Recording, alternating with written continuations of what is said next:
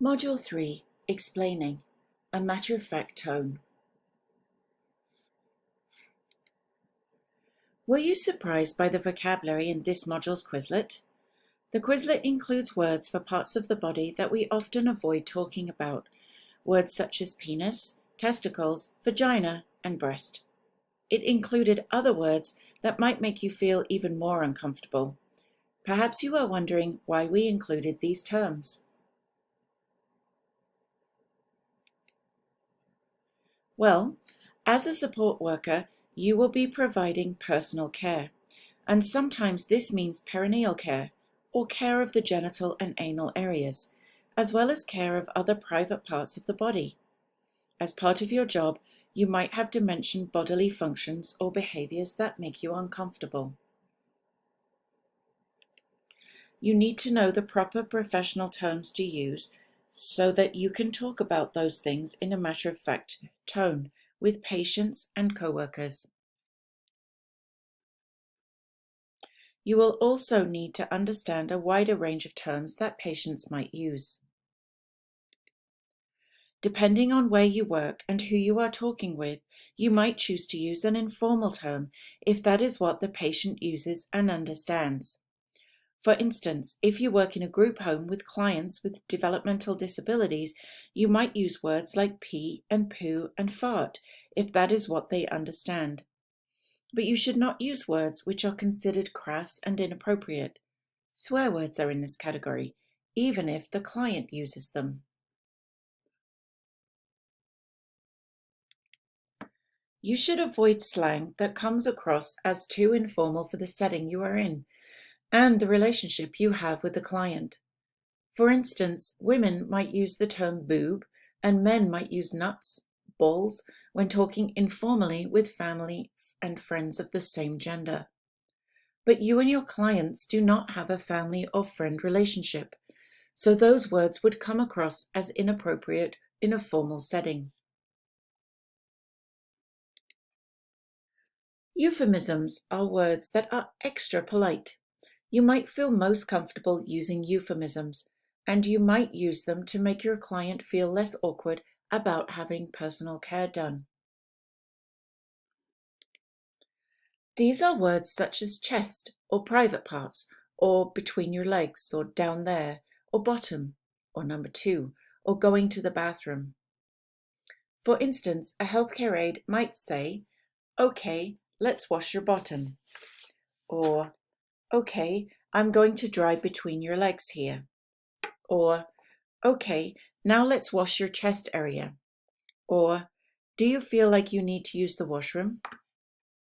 But the problem with euphemisms is that they tend to be too general. The meanings they convey are not precise, and in a healthcare setting, it is often very important to be precise. Listen to this conversation between a support worker and a nurse about a client.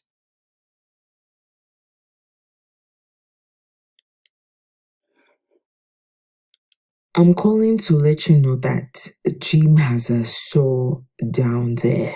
Down where? On his bottom. On his bottom? Where exactly is that rash? Is it on his penis? Is it on his testicle? Is it near his anus? Could you please be more specific? It's on his penis. Okay, so Jim has a sore on his penis. Could you tell me where on his penis? Is it on the base of his penis, on the shaft, or the tip? And how large is it?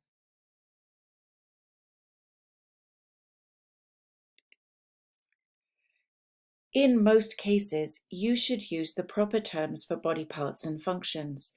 Using these terms in a matter-of-fact manner is expected in a healthcare setting. Use these proper terms when talking with clients, and use them in a very matter-of-fact way.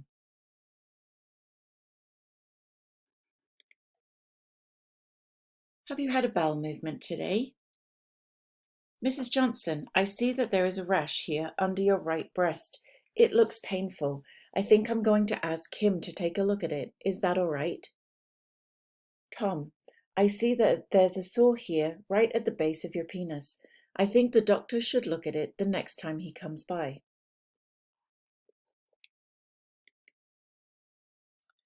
There's an open sore on the tip of Mr. Lee's penis. It is about a diameter of a pencil.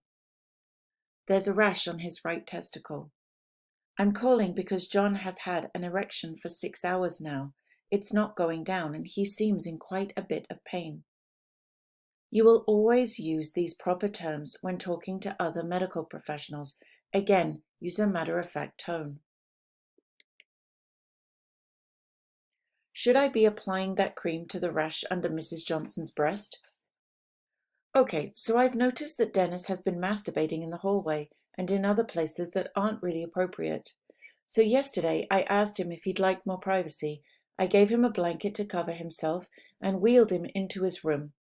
I closed the door to give him privacy and then knocked before I entered a little later to check on him. That seemed to be a good way to approach that situation.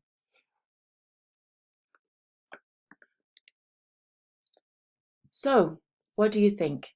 Are you able to use these proper terms for private body parts and functions? Can you talk about private body parts and functions without embarrassment, in a very matter-of-fact tone? If not, then use the activities in this module to practice that skill. Just as an aside, I want to mention that not everything needs to be talked about when it comes to private body parts and functions. While you are giving someone a bath, you might just chat about the weather or an event that's coming up. If a client is incontinent and has some stool in their brief, you would probably just clean them up without mentioning the feces. If a male resident has an erection during perineal care, you would matter-of-factly provide privacy by covering his penis with a towel while you continue cleaning in another area and not mention it.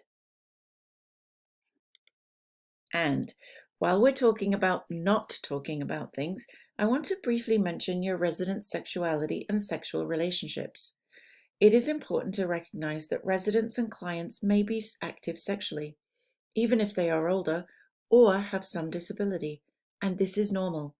It should not be a topic of gossip or jokes among staff, and it is important to allow the client's privacy for sexual expression. Close doors, knock, perhaps put up do not disturb signs.